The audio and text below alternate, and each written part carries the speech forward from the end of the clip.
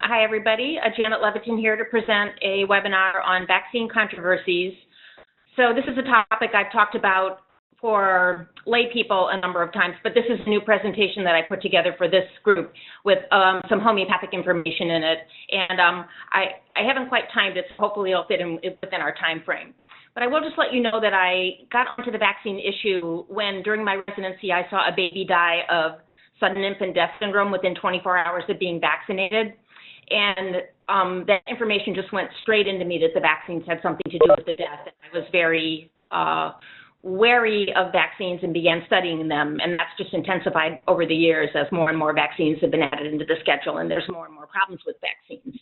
And in my early career, I saw 2 more babies personally die of SIDS within 24 hours of being vaccinated. So obviously, it's not everybody who gets vaccinated has SIDS, but every SIDS death that I ever encountered, the baby had just been vaccinated. So that's how I got onto the subject and have become, of late, relatively obsessed with it. I spend at least part of every day studying vaccines or dealing vaccines or watching documentaries or something like that.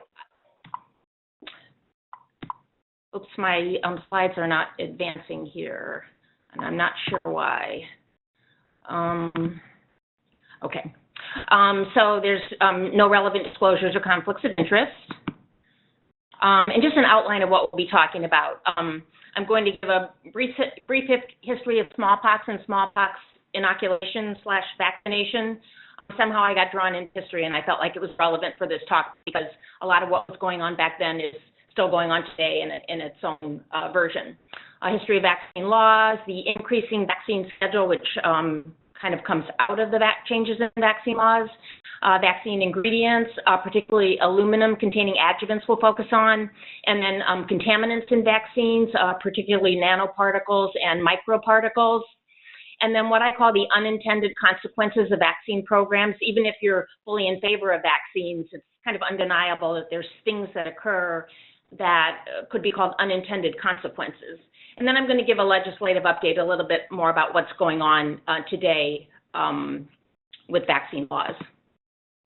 So the learning objectives, attendees will understand some of the legal issues regarding vaccines, including the increasing push for mandatory vaccination, understanding the toxicity of vaccine ingredients and contaminants, and understanding the various types of problems associated with vaccination programs, the unintended consequences I was referring to before.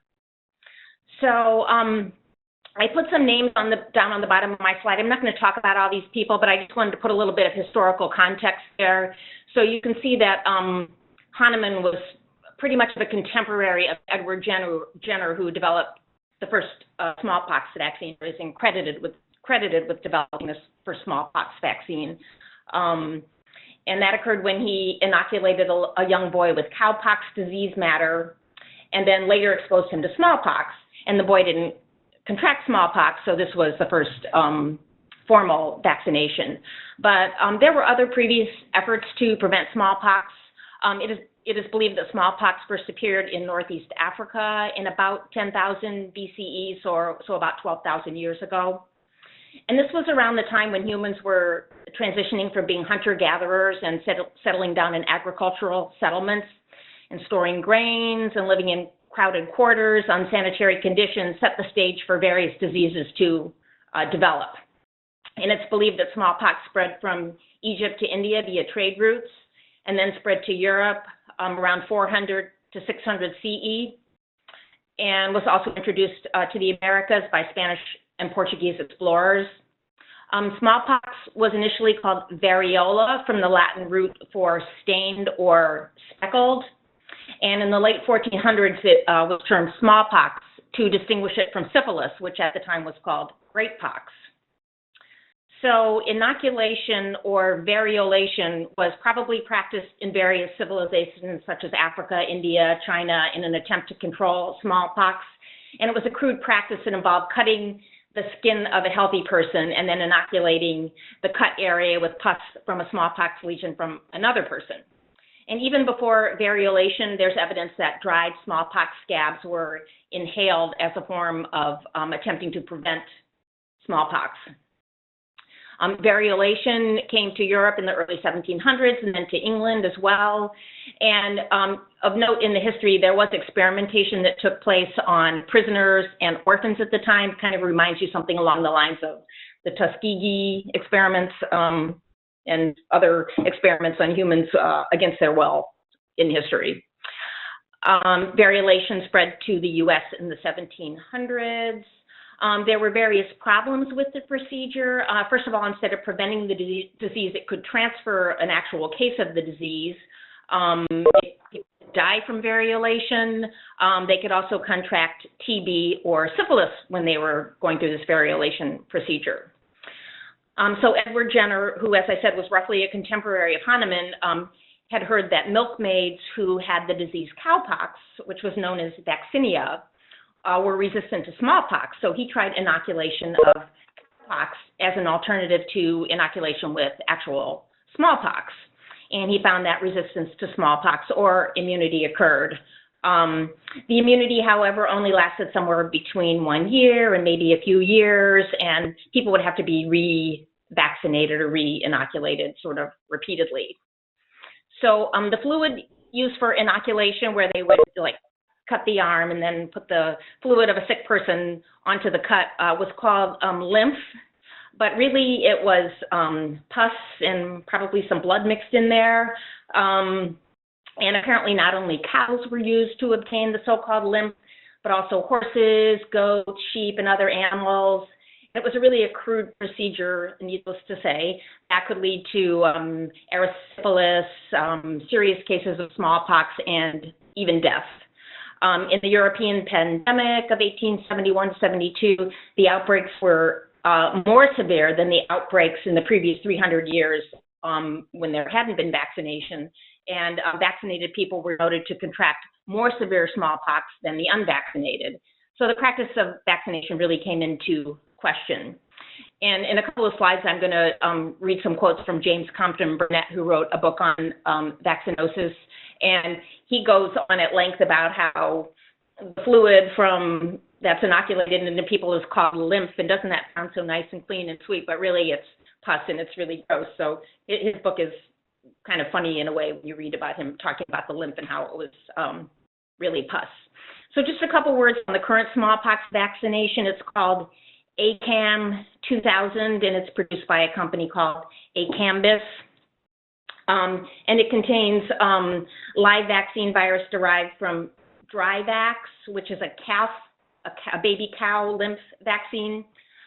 It's grown in African green monkey kidney cells called vero cells. And it also can contain human serum albumin, mannitol, neomycin, polymyxin B, other vaccine ingredients. According to Suzanne Humphreys, who's an amazing researcher and author and has a lot of great YouTube lectures, the various versions of this vaccine may have been passed not only through calves, but also rabbits, mice, goats, cows, horses, sheep, and humans. And it's definitely not any type of a virus that would ever be found in nature. It's kind of an engineered manufactured vaccine. So just a little bit of history about vaccine laws and the opposition to a vaccination. And I'm just going to focus mostly on England here because there was opposition in Europe as well, but there's too much history to go into everything. So vaccine laws and anti-vaccine movements existed in England starting in the 1800s. In 1850, the British Parliament formed the Epidemiological Society of London to investigate the effectiveness of vaccination. The society was really formed to prove that more unvaccinated people than vaccinated people died, but that wasn't necessarily true because statistics were altered in their reporting in the sense that if a vaccinated person contracted smallpox, he was switched from the vaccinated research group into the unvaccinated. They figured, oh, he must not have really been vaccinated because he was vaccinated, but he contracted smallpox, so they altered the data in that way. And if a vaccinated person died of smallpox, he was also counted as unvaccinated. So the idea was if you came down with smallpox or died of it, even if you had been vaccinated, well, maybe you really weren't vaccinated, so you were put into the other part of the statistics. So effectiveness of vaccines was calculated incorrectly.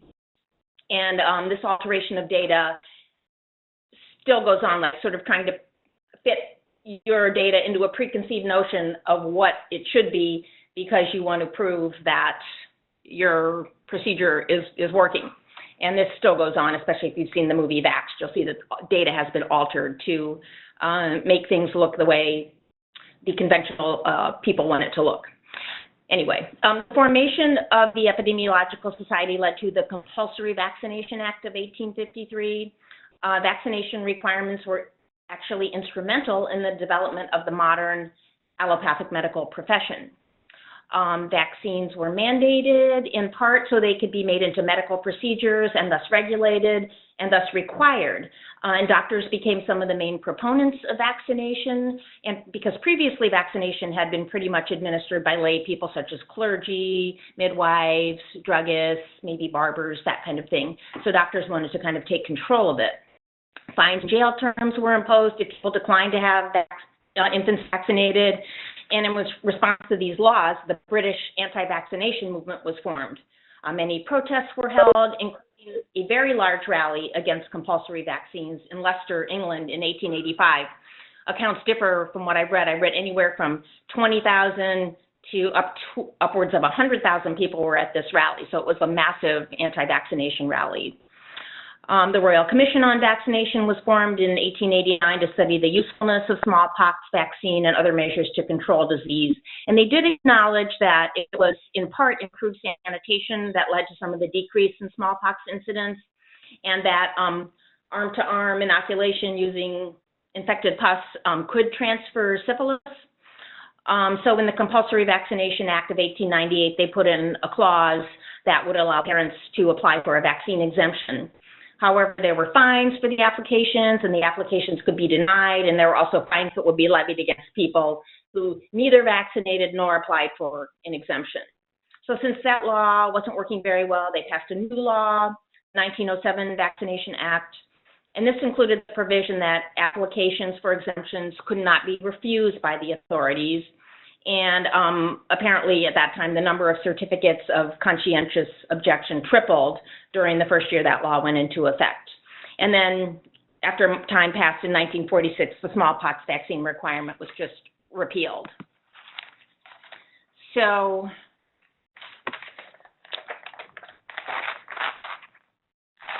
some of the concepts that come out of that, the following history is that it's okay or helpful to introduce foreign animal and human matter, viruses, bacteria, and pus into the body. That diseases can be controlled by introducing components of disease into the body. That it is okay or beneficial for the government to be involved in individuals' healthcare decisions. And that it's okay or beneficial to make vaccines compulsory. That poor vaccine performance and negative consequences of vaccinating can be and will be denied by the conventional establishment. And then, last but not least, money can be made from vaccinating. So, hey, why not? Let's make it required. So, I don't know how many of you have read James Compton Burnett's Vaccinosis and Its Cure by Thuya. I hadn't read it before, maybe a long time ago. So I read it, and it was pretty interesting. One of the quotes I took of it here is, vaccinosis, which he calls a disease state of the constitution, which is engendered by the vaccineal virus, does not express merely the same thing as vaccinia. For the latter, vaccinia, means the fertile reaction which occurs in an organism after vaccination, with special reference to the local phenomena at the point where the vaccineal pus or lymph is inserted.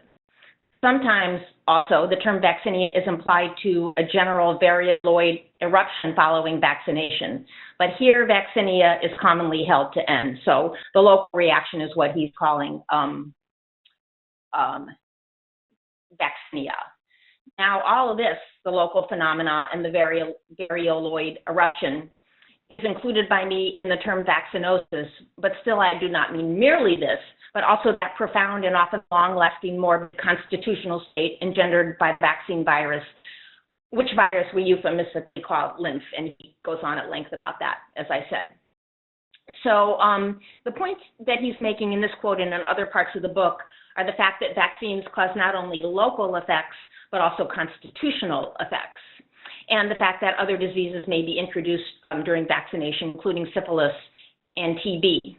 So he presents quite a few cases in the book. He presents some acute and chronic cases, and later on we're going to talk about local reactions that can become generalized reactions too. So I think it's interesting that he had this concept, all the way back in the beginning.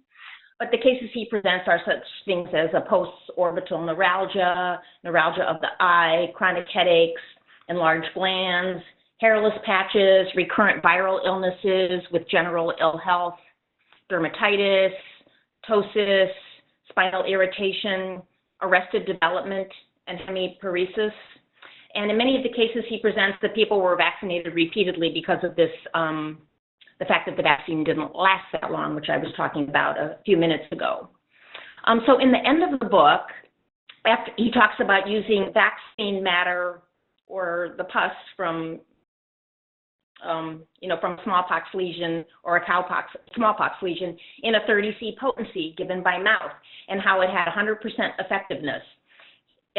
So he used homeoprophylaxis to prevent smallpox, and it was very effective, and there were no deaths, and it was 100% effective. And he states that Monsieur Pasteur and his fellow workers are sailing down straight on this rock, whereon they are sure to suffer shipwreck. And he goes on to describe how Pasteur passes his vaccine matter through various species of animals, including rabbits, monkeys, dogs, etc., in an effort to attenuate it and to create a usable vaccine. And another quote that he says are, Pasteur's attenuating it by poisoning a series of animals is a very serious proceeding. An ordinary vial will do just as well. And I think what he means by an ordinary vial is a vial of, homeopathically prepared matter. So I thought I would just talk a little bit about the modern success of homeoprophylaxis. Many of you may already know about this, but it's pretty interesting. Leptospirosis has been used, treated with prevented with homeoprophylaxis in Cuba. And the graph there on the upper left was, you can see that the dark line is the intervention region. They used homeoprophylaxis in part of Cuba, but not in another part, because they were knew they were going to have a bad season of leptospirosis, and they didn't have enough vaccine. So you can see the dark line is the so-called intervention region, and then the dotted line is the rest of the country. And you can see that before the homeoprophylaxis was introduced in figure 2, which is up near the upper right, you can see that there was a higher rate of leptospirosis, the dark line. Then the homeoprophylaxis was introduced, and then there's the peak finishes, and it comes down for the first time below the rest of the country. Then in the second graph, the treatment continued, and you can see that the intervention region and the rest of the country run pretty much even. Sometimes the intervention region is a little bit higher than the rest of the country, and sometimes the rest of the country is a little bit higher. But then on week 40, here in figure 3, you can see that there's a big spike in the rest of the country that did not have the homeoprophylaxis, and the homeoprophylaxis area, the intervention region, continues to stay at a very low rate of leptospirosis. So that was a really nice study. And homeoprophylaxis has also been used successfully for meningococcal disease in Brazil. There's 2 studies that are reported here, a 1974 study and a 1998 study. And you can see that in the 1974 study, homeoprophylaxis was used on 18,640 people, and there were 4 cases of meningitis. And no homeoprophylaxis was used on 6,340 people, and there were 32 cases of meningitis. So essentially 24 times the rate of meningitis in the non-treated cases. And in 1998 study, you can see the numbers again, 65,826 received homeoprophylaxis, and only 4 cases of meningitis occurred. No homeoprophylaxis, 23,532, and 20 cases. So there was a 14 times incidence rate in the non-treated people. So those are really great studies that prove the effectiveness of homeoprophylaxis, at least in leptospirosis and meningococcal disease. So So let's get back to talking about some vaccine laws here in the United States. So the first U.S. vaccine law was enacted in Massachusetts in 1809. And in 1850, the first requirement for vaccination for school attendance was enacted, also in Massachusetts. I think they used Massachusetts to try out their various agendas because that still seems to be going. That's part of the reason I moved out of Massachusetts a few years ago. They were getting very invasive with requiring electronic health records and things like that. Back in the 1800s, it was with vaccine laws. So in 1901, a Massachusetts state law empowered city boards of health and gave them the authority to require vaccines, quote, when necessary for public health or safety, end quote. And there was a $5 fine for declining vaccines, which doesn't mean that much now, but $5 was worth a lot more back then. There was a large smallpox outbreak going on, and physicians and police were deployed to vaccinate people by force if necessary. Only a few Massachusetts residents resisted the ordinance, and one of those was Reverend Henning Jacobson. He and his son had some serious reactions to previous smallpox vaccines, so they, refused to be vaccinated. There was, at the time, a medical exemption allowed for children, but not for adults. So Reverend Jacobson took his case to court, and his case failed 3 times in lower courts. So he went to the Supreme Court, calling the vaccine law, quote, unreasonable, arbitrary, and oppressive, and therefore hostile to the inherent right of every free man to care for his own body and health in such a way as to him seems best. So the Supreme Court set what I consider to be a really bad precedent by giving states the right to require vaccinations as each state saw fit. So some of the points that came up in the write-up of that ruling were that vaccines invoke the common good, so that phrase, the common good, comes into use, that police powers are allowed to be used to enforce vaccination laws. They stated, the justices stated that the liberty called for in the Constitution is not absolute and does not need to be upheld in all circumstances. So even though the Constitution says we are supposed to have our liberty, we don't have it in all circumstances. They did say, however, that in extreme cases, people could be exempted. For example, in a person for whom, quote, vaccination in a particular condition of his health or body would be cruel and inhuman to the last degree. Not sure exactly what that means, but they do say that there should be some kind of an accommodation for people who can't take a vaccine. Anyway, by 1912, most states in the U.S. had passed laws requiring a physical exam before school started for children and vaccines. TB tests, tuberculosis tests were also implemented, probably because the various forms of vaccination spread TB, so they needed to be checking for TB. Various states had various laws regarding vaccines for school attendance. Today, all states allow medical exemptions for vaccines. And I'll talk a little bit more about that at the end of the talk because they're not always accepted. It's not like what a doctor says necessarily carries that much weight these days. All states in our country except West Virginia, Mississippi, and more recently California allow religious exemptions, and 16 states allow philosophical exemptions in addition to religious exemptions, Ohio, where I live, being one of them.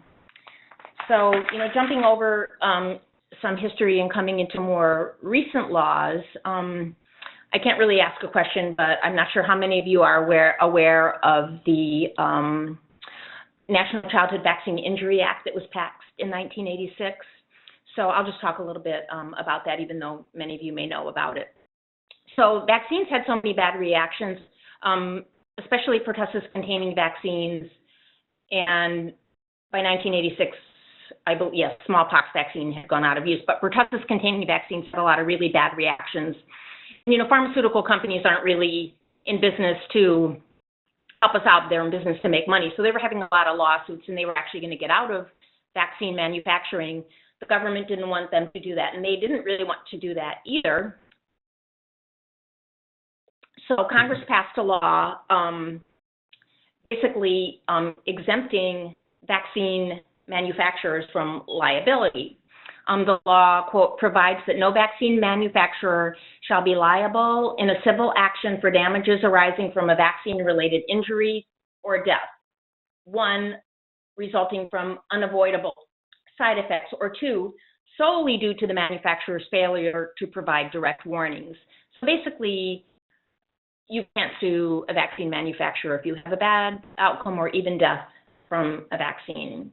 So what came along with this law was the National Vaccine Injury Compensation Program and the Vaccine Adverse Reporting System, whereby physicians and citizens can report adverse events. So the VAERS reporting system receives around 30,000 reports of vaccine reactions annually, with 13% or about 4,000 classified as serious. That means associated with disability, hospitalization, life-threatening illness, or death. But it's acknowledged even by the government that perhaps only 1% of vaccine reactions are actually reported to the system, maybe only 10%, but possibly only 1%. So the real numbers are just much higher. Many people don't even know about this system. The most reported vaccines, I believe, are flu vaccines, and that's the most compensated. And when you consider that everybody from 6 months old to the time of death is supposed to get an annual flu vaccine, there's just a lot of flu vaccines given, so that's probably why that's the most reported and the most compensated vaccine. Also reported quite frequently are pertussis-containing vaccines and human papillomavirus vaccines. So this so-called vaccine court is a no-fault system wherein people can go for compensation if they've had an injury or someone in their family has had a death. I can't talk about it for too long because it's a lengthy subject, but it's a very faulty system where they have no jury, no discovery. Like I said, it's a no-fault system, and you have to apply for a claim. However, they just have a list of conditions that they consider to actually be caused by vaccines. So they kick a lot of cases out, and that includes autism. Basically, they don't acknowledge that anything called autism can be caused by vaccines, so you can't really take your case into this system if your child has become autistic after being vaccinated. Anyway, there's, over the years that this system has existed, the last time I looked at the VAERS website, 5,338 cases had been compensated, or approximately 180 per year, and over $3.63 billion has been awarded out. So that comes out to an average award of about $682,000. So this is costing our country a lot of money. There's basically a tax on each vaccine that's been given. I believe it's about 75 cents, and this accumulates a lot of money in this fund to pay the few people that can get compensation when there's really quite a lot of damage going on.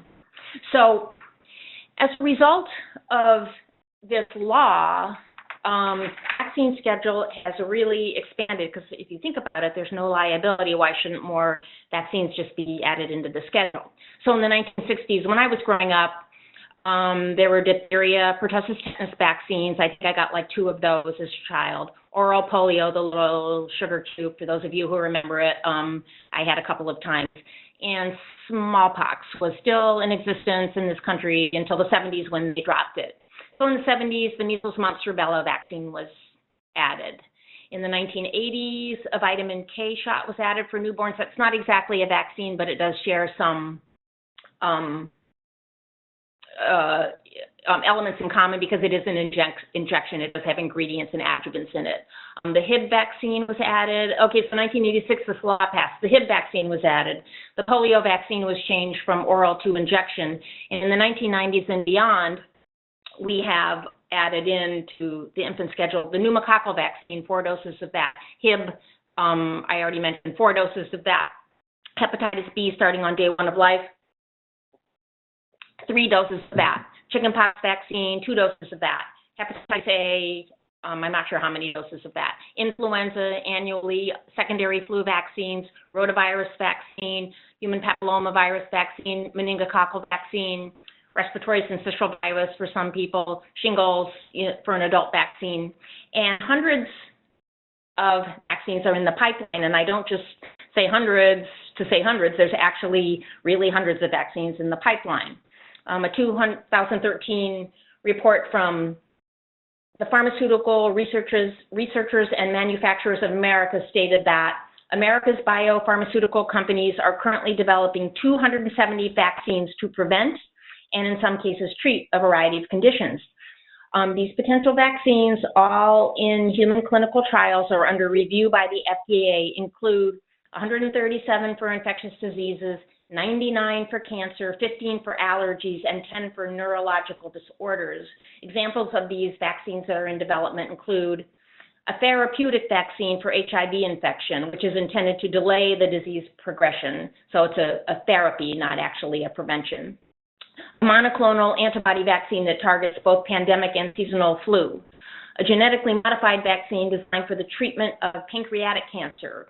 And a radiated vaccine for protection against malaria. And 255 others that I won't regale you with. But since vaccines are classified as biologicals and as public health measures, not per se as medications or regular pharmaceuticals, they don't have to undergo the same rigorous testing that applies to that regular pharmaceuticals are subjected to. And often they're fast-tracked and the research is not very thorough. And this is why pharmaceutical companies love them and bring them to market without properly testing them or having the kind of oversight that they should. So let's talk a little bit about vaccine ingredients. So I don't know about you all, but I find the ingredients very unsavory. So there's animal ingredients in vaccines. All these things, by the way, do come from the package inserts. Bovine extract, bovine casein, bovine serum, calf serum, fetal bovine serum, bovine gelatin, monkey kidney cells, allantoic cavity of embryonated hen cells, chicken eggs, canine kidney cells, cocker spaniel cells, live mouse brains. Oh, I should probably take that out. They used to grow a Japanese encephalitis vaccine and live mouse brains, but I think they've taken that vaccine off the market. Pork gelatin, chicken fibroblasts, fall armyworm proteins. Those are used for making an influenza vaccine. Insect cell proteins, embryonic guinea pig cell cultures. There are also human ingredients in vaccines, recombinant human albumin, MRC cells. I'll talk a little bit more about those in a minute. Worcester Institute 38, human diploid lung fibroblasts. Antibiotics, carcinogens or suspected carcinogens are included. I mean, not because they're carcinogenic, but they're used as homogenizers and detergents and things like that, but they are carcinogenic. Salt, sugars, vitamins, amino acids, thimerosal, the notorious mercury-containing preservative, is still in some of our vaccines, especially flu vaccines, and aluminum-containing adjuvants. And I'm going to talk quite a bit more about aluminum.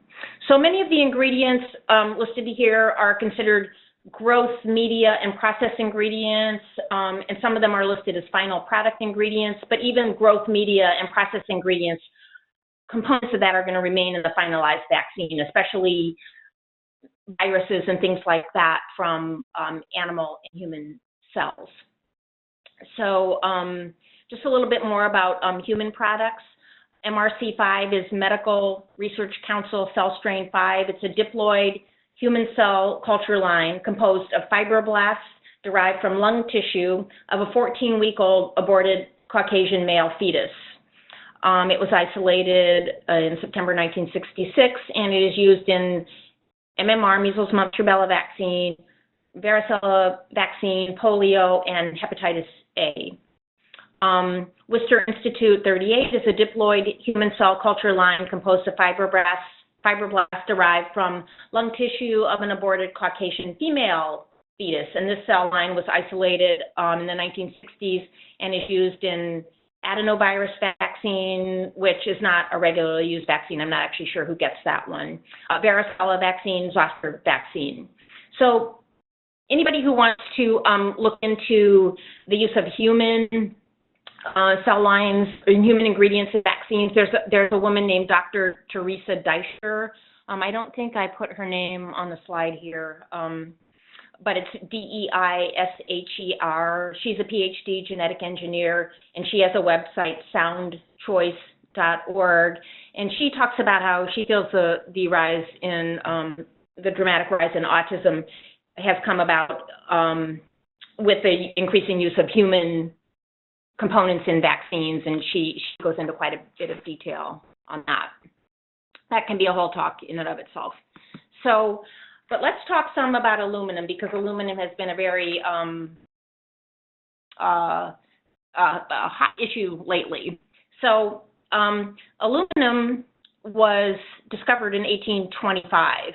Aluminum wasn't really known about before that because all aluminum was contained in the crust of the Earth. It's the third most abundant element in the Earth's crust and the most abundant metal in the Earth's crust. It is the third most abundant element after oxygen and silicon, and does make up about 8% of the Earth's crust. It's found mostly in the form of aluminum bauxite, which is an aluminum oxygen compound. No life form, either plant or animal, naturally uses aluminum for any function. So prior to the 1800s, aluminum was not obtained very much, and it was considered to be a precious metal, even more precious than gold, because it was very difficult to come by. But in the late 1800s, a process for extracting it cheaply from the earth was developed. So aluminum is very reactive because it has 3+ valence state. That means it can bind with a lot of other minerals and components. It can form oxides, aluminum oxide is actually homeopathic alumina. It can form sulfate, it can form halides, and it can bind easily to proteins in the body because of this electrical charge, and it can change their conformation and how proteins are going to be working and enzymes are going to be working. So according to Christopher Exley, who is one of the world's, if not the world, expert on aluminum, he's been studying it for 30 years in his career. He says that we're now living in the age of aluminum, like where there was an Iron Age and a Bronze Age, and now we are living in the age of aluminum, because since it was determined how to extract it from the earth, it has basically become ubiquitously used, and you can see just a small smattering of the uses of aluminum on the screen here. So it is the most widely used non-iron metal in the world, and it may actually be overtaking iron as the most used metal. So it's lightweight and it's strong and it's easy to use. Many applications, transportation, construction, food packaging, electrical transmission, light, transistors, paints, pyrotechnics, coins, musical instruments. I think I already said food packaging, cookware, so cooking in aluminum, don't do that please. Medications, antacids, like that. Foods, it's contained in, not so much anymore, but baking powders and anti-caking agents. Body care products, things we're putting on ourselves, particularly deodorants and antiperspirants. Ladies, men too, please don't use aluminum-containing products in your underarms. It is linked to causing breast cancer. It's found in as a contaminant in infant formula. Christopher Exley and his research group in England have tested many infant formulas, and they found high levels of aluminum contamination in pretty much every infant formula they tested. Even the most highest levels were in the formulas for preemies. And another notorious use of aluminum is vaccine adjuvants, and we're going to talk more about that in a minute. Contaminants in food are not as bad as other forms of contamination, because over 99% of ingested aluminum is not really absorbed, and it's therefore going to be passively be eliminated in the feces. Some will be absorbed, but not that much. However, when we put aluminum on our skin, it's going to absorb and go into our body, and when it is injected, or given intravenously, obviously we're going to absorb all of it. So it was first used in vaccines in the 1920s, and I'll get into that more in a minute. But it was kind of a happenstance that I was in Oberlin, Ohio, which is maybe about 45 minutes away from where I live, and I was walking around the town just a few days ago, and I stumbled upon this historical plaque.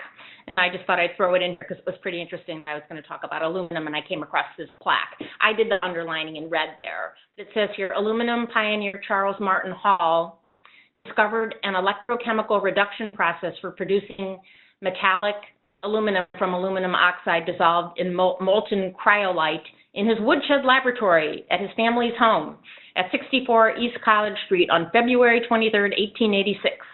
This process became the basis for the aluminum industry in America. In 1888, Hall co-founded the Pittsburgh Reduction Company, later called the Aluminum Company of America, or Alcoa. So I thought that was pretty interesting, that some aluminum history, this method of that I was speaking about, how difficult it was to get aluminum until Charles Martin Hall discovered how to do it, just about 45 minutes away from where I live. So aluminum has been, written about homeopathically really since the time of Hahnemann. He talked about alumina in chronic diseases. I believe proving was done of it at the time, and it's been written about in many materia medicas.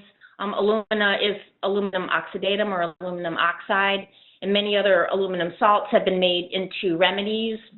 There are 14 aluminum salts on the Hahnemann Labs website that can be ordered, and there's probably more at other homeopathic pharmacies. So I thought I would just summarize from a more modern materia medica that's going to, summarize some of the aspects of aluminum that we can keep in mind when we're talking about pathology that comes about from aluminum adjuvants being injected. So I took some quotes from Roger Morrison's desktop guide. The main focus of pathology in alumina is the nervous system, both central and peripheral. There is marked slowing and confusion of neural impulses. In more advanced states, there are frank neurological disorders such as MS, myopathy, ataxia, and paralytic conditions of various origin. In other cases, the pathology is expressed in the mental functioning, producing slowed thought processes, vagueness, confusion, loss of identity, thinking your head belongs to somebody else or somebody else's head belongs to you, severe mental impairment. In advanced cases, dementia occurs, as in Alzheimer's and cerebrovascular disease. Clinical diseases, ataxia, Alzheimer's, constipation, dementia, depression, fecal impaction, MS, myopathy, Parkinson's, paralysis, urinary retention, vertigo, mental dullness, absent-mindedness, memory weakness, difficulty in concentration, slowness in answering questions, vague replies, cannot be hurried, dullness of mind, disorientation, loss of identity, impulse to kill himself or others with a knife, impulses which come with weakness of mind,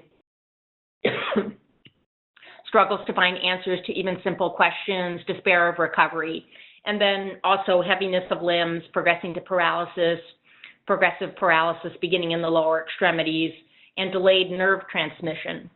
It's probably it is a demyelinating agent, so delayed nerve transmission. The patient is stuck with a pin and nearly a second passes before he reacts to it. So in vaccines, aluminum is used as an adjuvant. The purpose of an adjuvant is to enhance the effect of the vaccine. It is inflammatory, so it provokes more of an immune response than you can get without using an adjuvant. It binds, aluminum adjuvants bind to antigens, and then that allows them to be carried to other parts of the bodies. Vaccines that contain aluminum adjuvants are injected polio, DPT vaccines, TB vaccines, human papillomavirus vaccine, hepatitis A, hepatitis B, Hib, pneumococcal, and anthrax. So the adjuvas or aluminum phosphate gel is one adjuvant. Alhydrogel is another adjuvant. One thing that's kind of a scandal is that Imject alum is not really an adjuvant that's used in vaccines, but it's used in research on vaccines. So they'll use a substance that's not really going to be used in the final vaccine to do some of their experiments. And as it says here, it's used in vaccines that contain killed organisms, because live organism vaccines have other dynamics and don't require the use of aluminum adjuvants. So there are federal regulations that set the maximum amount of aluminum in a dose of vaccines at anywhere between 850 to 1,250 micrograms, depending on how the amount is being determined. So in a couple of slides, I'm going to show you how much aluminum our babies are getting these days, but I'm going to tell you about a 2008 study in which it was recommended that if premature babies are being given hyperalimentation solutions, these solutions can contain no more than 5 micrograms per kilogram of aluminum, because if more than that is used, they're going to encounter toxicity to the bones and nervous system.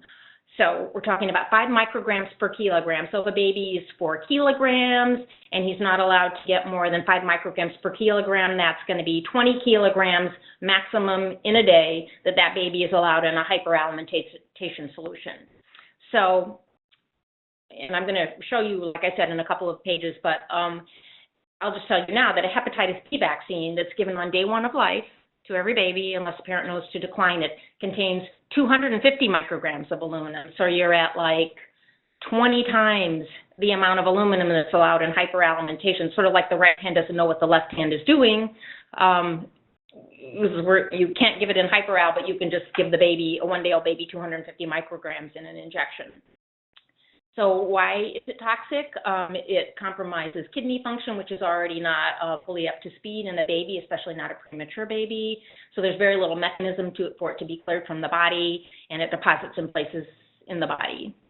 So some of the other scandals, or so-called scandals, with aluminum adjuvants is that when many times when new vaccines are coming to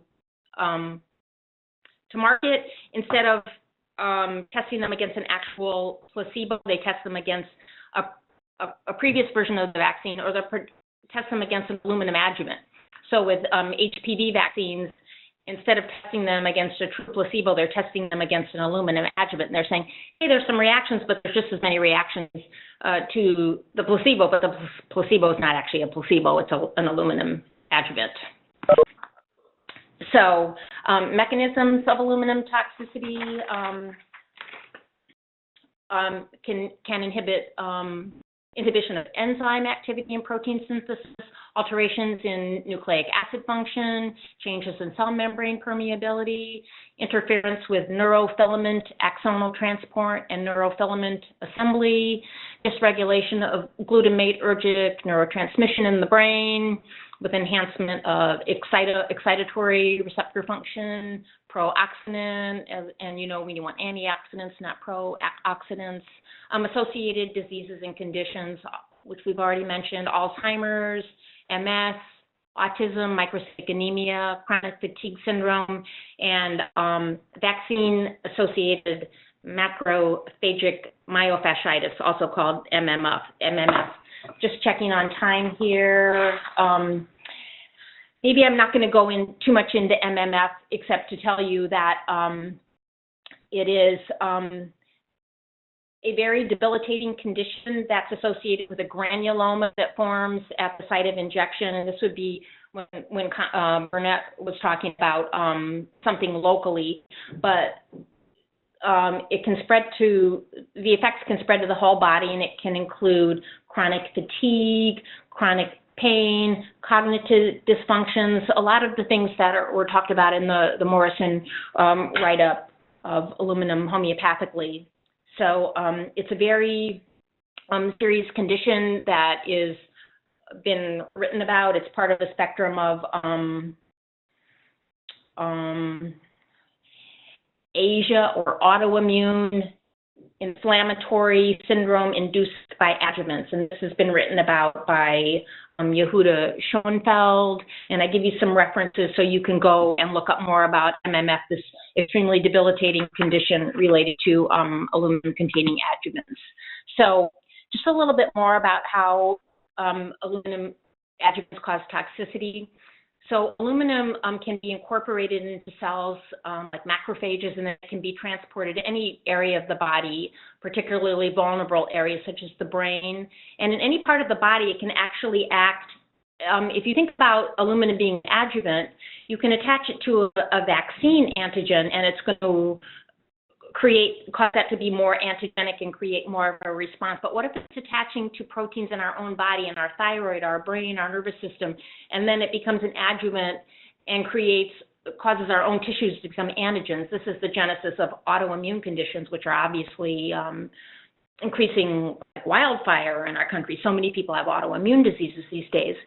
And Christopher Exley, the aluminum expert, was talking about how aluminum can actually become its own, can be an antigen on its own and just create responses against its own self. Why can't it act as an antigen? Anything can act as an antigen. Typically, we think of them as proteins, but it doesn't necessarily have to be.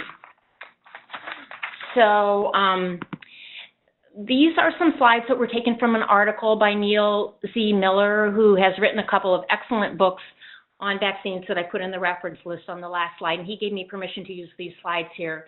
So on the first slide that's labeled, the first area that's labeled figure 2, you can see, as I was talking about before, at birth, a baby is getting 250 micrograms, when really in hyperalimentation, he should only be getting like 20 micrograms of aluminum. Then it's the 2-month vaccines and the 4-month vaccines and the 6-month vaccines. You can see how many micrograms of aluminum are routinely being injected into children. So 4,925 micrograms by 18 months.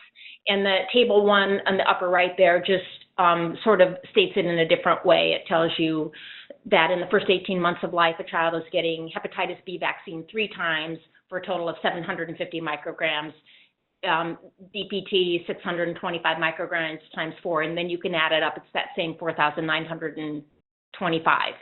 And then here in figure 1, which is on the bottom, it shows how the mercury content in vaccines increased between 1999 and 2000 from 3,929 up to 4,925 micrograms that are being injected into our children. So we'll move on. So I just wanted to throw in a slide here about avoiding or reversing aluminum toxicity. And you can do that, according to Christopher Exley, by drinking silica-rich mineral water, not taking homeopathic silica or even silica, but you have to take silicon, it should say silicon actually, silicon in water, which forms silicic acid, which you can see on the bottom right. It's a silica attached to 4 hydroxyl groups. And you want to drink a silica-containing mineral water such as Fiji, or Spritzer actually isn't available in the United States, but Fiji is, and it doesn't show up that well, but you can see that at the red arrow on the bottom that it contains 91, I think it's milligrams per liter. Well, whatever the unit is, you want it to contain 91, or you want it to contain more than 30 silica. I think it's milligrams per liter. So the Spritzer water has 35, and the Fiji water has 91. And when you drink silica-containing mineral water, the silica in the water, which doesn't have any bad effects, is actually good for you. It binds with aluminum and it carries aluminum out of the body in the urine. So you can see in the little graph that the silica-rich mineral water is drunk at time 0, and then when the person starts urinating, out comes aluminum in red bound with the silica in black, and the person is eliminating quite a bit of aluminum. And Christopher Exley has some cases, just anecdotal evidence point, but that he wants to write up, which show that some people with early onset Alzheimer's or aluminum toxicity from working around aluminum and getting toxic from it have actually been able to reverse some symptoms by drinking a liter of silicon-rich mineral water every day. So I do recommend that to all of you. So something else I wanted to talk about, and won't dwell on it for too long, is an article that was written by some Italian researchers, and they did a series of experiments to identify the presence of contaminants in vaccines. They used an environmental scanning electron microscope equipped with a special kind of microprobe to test for contaminants. 44 vaccines from Italy and France were analyzed for nano-sized and micro-sized particles that are not included in the vaccine ingredient list, but that are nonetheless in vaccines. So these contaminants are not biocompatible, they're not biodegradable, they are biopersistent, meaning that they are staying in the body for long periods of time and causing various types of problems. So I just give you, show you that vaccine number 9. I put some green highlights on some of the areas, just a couple of examples. There's a DPT that contains aluminum, an aluminum titanium combination, aluminum silicon combination. If you look at number 10, which is a combination vaccine, which DPT, hepatitis B, polio, and Hib, that sounds like a terrible vaccine, but you can see that it has just all kinds of contaminating particles in it, and so on if you go through this list, and people can feel free to go back and look at it. The researchers said they have no idea what these contaminants are doing in vaccines.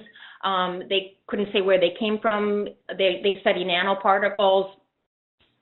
So they say that it looks like what's generated when waste is burnt, and they say that there's no place in vaccines, and that they don't know what kind of damage it's causing or what kind of inflammation it's causing. But pretty interesting, and there's probably going to be some more research coming out about that.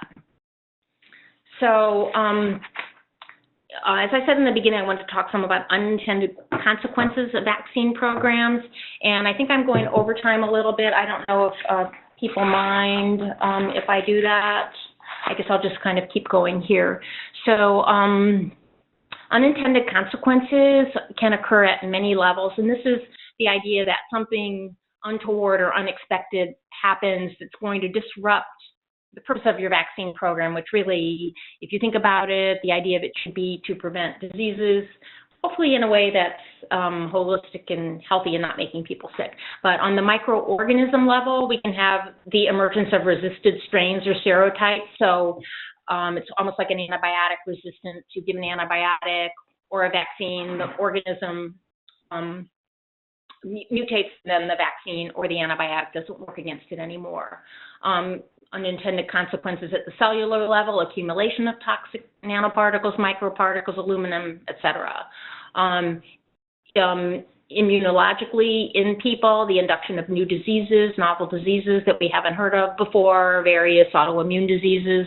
In individuals, we can see acute vaccine reactions, altered immunity. We can look at our community, society, nationally, globally, outbreaks of diseases in the wrong age populations, loss of productivity, even loss of citizens from autism and death.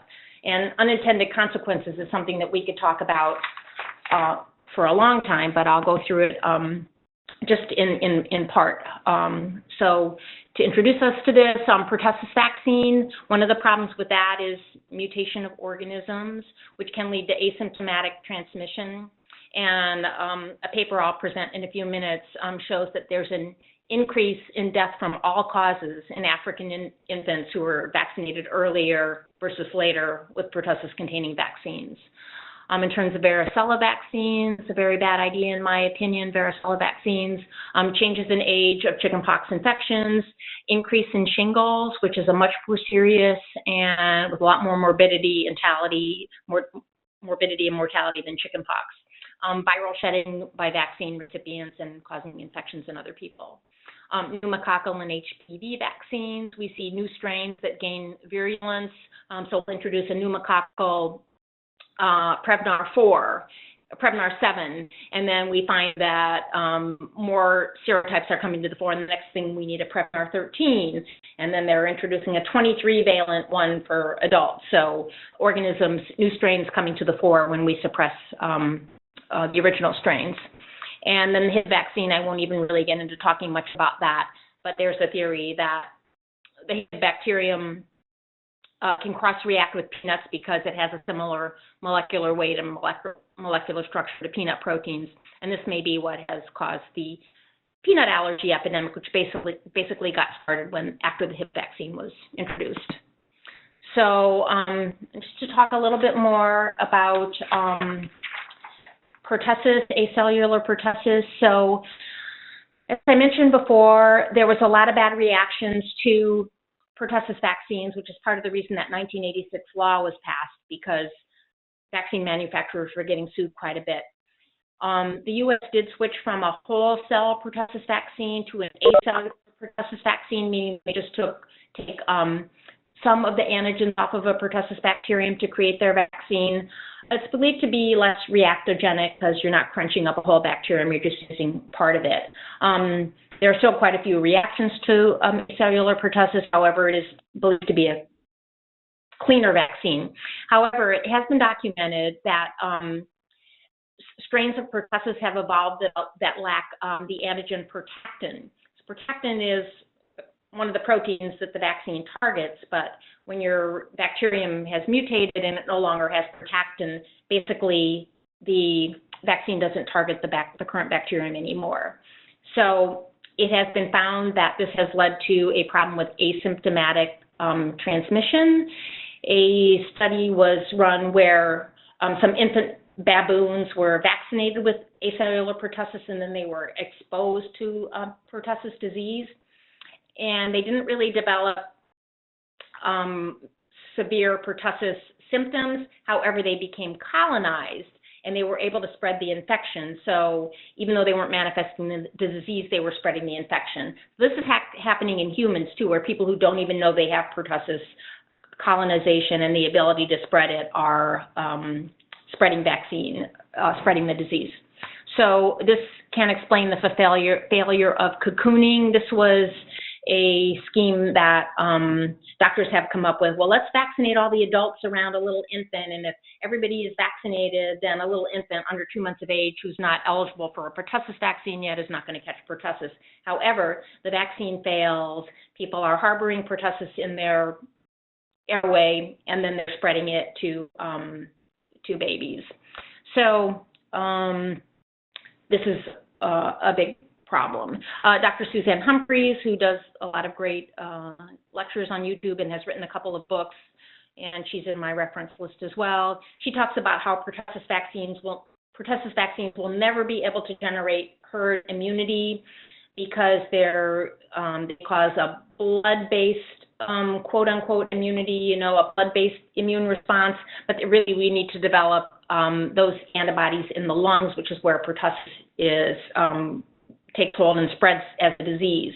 So she says pertussis vaccines will never be effective at generating herd immunity. A retrospective study was done by a group in Africa. Peter Abbey is a Danish anthropologist, doctor, and epidemiologist, and he's been working in Africa since the 70s, trying to bring in health measures, including vaccines. And basically, a retrospective study was done there. They had a village in Guinea-Bissau where they were doing quarterly weight checks on babies, and then they were vaccinating at the time they came in for these quarterly weight checks. So if a baby came in right at 3 months, the baby received DPT vaccine. But if they were just slightly too young at that, and they were just a little younger than 3 months, they basically had to wait until they were almost 6 months to get vaccinated. So when the group looked back at the early vaccinated, meaning vaccinated at 3 months, versus the late vaccinated group of children vaccinated more like 6 months, they found that there was a 5 times higher death rate, deaths from all causes, in the babies who were vaccinated earlier versus later. So here is a quote from the study, and I forgot to put quote marks around it, but it says, "It should be of concern that the effect of routine vaccinations on all-cause mortality was not tested in randomized trials. All currently available evidence suggests that DPT vaccines may kill more children from other causes than it saves from diphtheria, tetanus, or pertussis. Though a vaccine protects children against a target disease, it may simultaneously increase susceptibility to unrelated infections." So, and this is coming from sort of an insider within the world of public health who's taking a look at what are we doing? We're killing more babies than we're saving by vaccinating them too young. So chickenpox vaccines is another area of unintended consequences. And this is a little bit of a lengthy story. I don't know, do people mind if I keep talking a little bit longer? It's a little bit after 8.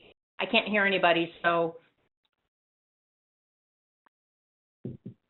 I don't know if anybody wants to turn on a microphone. Hear me? Ron Dushkin? Yeah. Okay, keep going. Okay, I'm going to keep going then. Thank you, Ron. So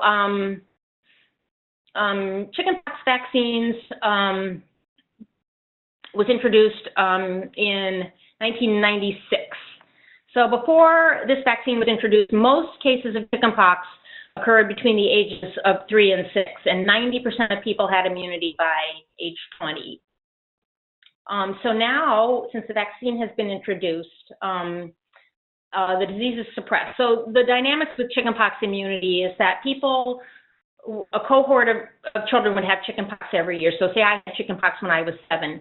Every year for the rest of my life, I would be around some children who were having chickenpox, and that would give me a natural boost to my immunity. And that's the way that I maintained my immunity to chickenpox. So now, with the suppression of the disease by vaccines, people are not getting that natural booster. So teens and young adults are more likely to get the disease because the vaccine wears off and they haven't had the natural infection, so they're getting the disease when it's not really physiological. Older people with the infection are 10 times more likely to need hospitalization and 25 times more likely to die. Infants less than 1 year old are also more likely to get the disease because their mothers don't carry a comprehensive immunity. They're not passing it through the placenta or through breastfeeding. Pregnant women are more likely to get chickenpox, and that can lead to a syndrome in the fetus, which we weren't seeing before because hardly any pregnant women were susceptible to vaccines. Shingles is related to this. So shingles historically has occurred more in elderly, and part of the theory about that is that as people got older, they weren't around children as much anymore, and their immunity to chickenpox would wane, and then it would reactivate as the infection of shingles.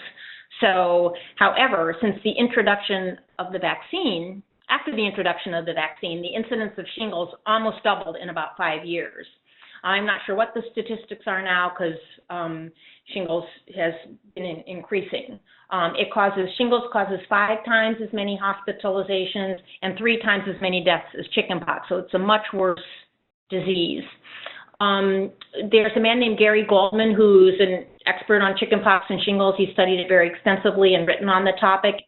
And he states, quote, "The universal varicella vaccination program in the U.S. will leave our population vulnerable to shingles epidemics. There appears to be no way to avoid a mass epidemic of shingles lasting as long as several generations among adults." He estimates that it will take more than 50 years before the shingles epidemic will begin to subside. And he calculates that in this time, there will be an additional, above what it would have been, 14.6 million cases of shingles among adults less than 50, and present society with an additional medical cost burden of 82 million annually, or about 4.1 billion over time. So 10 years after the launch of the chickenpox vaccine, the shingles vaccine was introduced. Hey, we got rid of chickenpox, we had an epidemic of shingles, so let's introduce this shingles vaccine. So it's basically pretty much the same as the chickenpox vaccine, but it contains anywhere from 4 to 14 times more antigen. It's 4 to 14 times more potent. So despite this vaccine, Gary Goldman predicts that there will be no way to avoid the above-mentioned shingles epidemic. And on top of that, the duration of protection that we get from the shingles vaccine is not known. It was only studied for approximately 3 years, 3 years after it was introduced. So we have no idea about the need for boosters or how long it's going to last. So people are taking this, needing a shingles vaccine because of chickenpox vaccines. So there's many other unintended consequences that I could go into. but we don't have enough time. So I thought I would just give a little bit of a legislative update. So people out there are probably aware of California Senate Bill 277, which is another very bad precedent-setting law. It was passed in 2015. It was brought as a bill by Dr. Senator Richard Pan. He's a pediatrician. He looks like he might have a little eczema there, I'm not sure. But he introduced this bill, and despite many people protesting it, many citizens protesting it, it passed in California, and it did away with personal belief or philosophical and religious exemptions. So only medical exemptions still exist in California. So they joined West Virginia and Mississippi as having no parental right to decline vaccines. So in California, if you have children there and you want to send them to public or private school, they need to be vaccinated on the schedule. So a very bad precedent, and as far as I'm concerned, it's also a classist bill because some people can afford to homeschool, some people can afford to move out of the state. Many people cannot, though. Many people are working 2 or 3 jobs just to, pay the bills and keep food on the table, and they have to accept vaccines even if they know they'll be damaging their children. And they're starting to kind of go after doctors there who are giving medical waivers to patients. National Vaccine Information Center is a grassroots advocacy and information organization that was formed by Barbara Lowe Fisher, who co-wrote the book DPT, A Shot in the Dark with Harris Coulter back in, I believe, the 80s. Her son was injured by a pertussis-containing vaccine, and she advocates for freedom of choice in medical procedures. And National Vaccine Information Center is a great website, and they do have an advocacy portal that keeps track of bills in various states. So bills are being followed in 40 states, and according to this advocacy portal, on 9 bills, action is needed to be taken, and about 150 bills are just being monitored. And it's things like supporting a bill that opposes flu shot mandates, supporting a bill that opposes other vaccine mandates, supporting a bill that promotes informed consent rights, opposing bills that are eliminating exemption rights, or opposing bills that promote vaccine registries, meaning that everybody's going into big electronic databases and, their vaccine status. So NVIC is a really good site to follow. So, that's pretty much about what I have for tonight. Topics for another day could include expanding on the use of animal materials in vaccines, expanding on the use of human cell lines in vaccines, the fact that mercury still exists in some vaccines, especially flu vaccines, the synergistic toxicity of mercury and aluminum, vaccines in the military, a terrible topic, vaccines and autoimmune diseases. So I will end here and find out if there's any questions.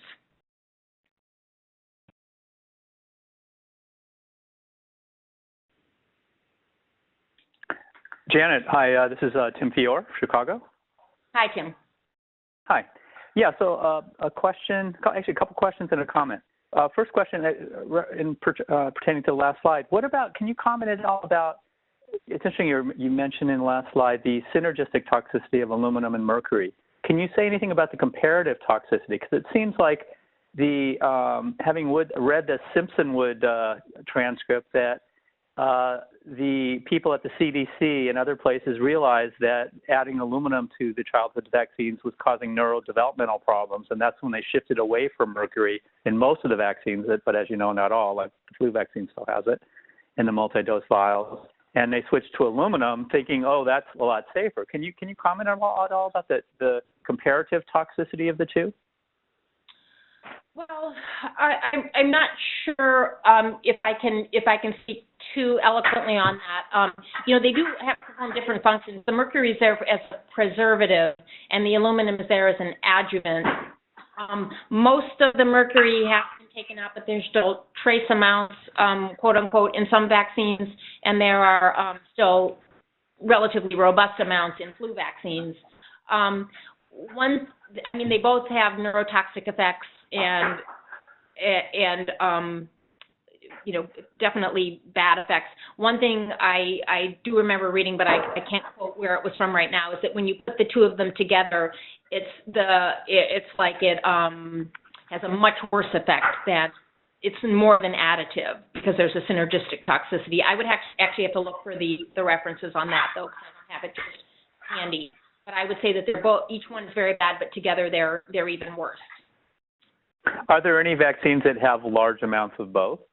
I mean, the amounts of the aluminum, they were up to 250, whatever. It seems like when the amounts of mercury in the thimerosal or mercury in the vaccines was more like 25 micrograms. It's still in the flu shot or less. It seems like the amounts of aluminum is a lot, like 10 times that. Yeah, that's true. I mean, and that's probably like a lot more aluminum atoms too, because aluminum is much lighter weight than mercury. I'm not sure how they come up with the numbers. I mean, the other thing that I've read is that when you actually analyze a vaccine, like it might say it has 250 micrograms of aluminum, but it may actually really have 500 micrograms, just like maybe you buy a 1 pound chicken, but it really weighs like 1 pound 4 ounces or something. So there actually may be more than they actually say. But I'm not so prepared right now to talk about that, just because I don't have it just right in my mind. But I think that for me, the take-home point is that when you put them together, it's actually worse. And sometimes a child may be getting like a mercury-containing flu shot and then a separate vaccine that contains aluminum. So the one vaccine may not contain both of them, but they're being given at the same time. Okay, understood. Now, a comment too. Go ahead. Go ahead. No, you go ahead. Go ahead. Oh, I was going to say one thing I was reading about is doctors who draw up more than one vaccine in the same syringe and they're not supposed to, and that ingredients may be precipitating or interacting in ways that they're not supposed to. Maybe trying to save syringes, I don't know. Wow. So a comment and then one more question. I saw in the nanoparticle article that in vaccines, that's a 2017 article where they found nanoparticles in vaccines and microparticles. It's interesting. I think they said in there, if I recall correctly, that they looked at all the vaccines they looked at, they found nanoparticles of many different things, but they looked at a veterinary vaccine and it didn't have. So it seems like their comment was in their conclusions that, look, it's possible to produce a cleaner vaccine, but why aren't we doing that? Yeah, so I saw that too. Although when I didn't quite understand their article 100%, because when you looked at the list that they gave, it looked like there were some particles in the veterinary vaccine, and that there was one of the human vaccines that didn't have a particle. So, but okay. Yes, I read that in their text as well. And yes, you'd think there would be a way for them. I mean, these researchers can detect these particles, so why can't the producers of the vaccine, do some more quality control and have cleaner conditions? I mean, it's just disgusting. What is their incentive, though? They have no liability for their products being defective, right. So why would they do that? Why would they spend more money producing, that cut into their profit margins? It's atrocious. The question, the Morganson study, which was published in 2017 about the African study where they had a historical control of kids getting DPT at 3 months or at 5 or 6 months, and then the death rates were higher in the kids who got them earlier. Why? I saw that study too, and the data was from the early 1980s, 1981 through 82 or 3 or something like that. Why did he wait all this time to publish that? Well, any idea? I don't really know. I'm thinking that maybe he was, I don't know, all I can suppose is that he was thinking about things, or maybe he was looking at some other studies and he was putting some things together in his mind, and he said, hey, let me just go back and look at those data. He was remembering, we weren't doing like weekly weight checks on these babies and injecting them when they reached 3 months, but we really spread out the time. I think he was just inquiring, wanting to inquire into what are we doing? Let's take a retrospective look at this outcome. I mean, I think you would have to ask them what they were thinking about, but I just believe they were feeling thoughtful and wanting to go back and look at something that they had done in the past. And I think it's causing them to really question vaccination programs, at least ones that start that early. Thank you. Well, thank you, Janet. Great presentation. Very timely. You're welcome. You're welcome.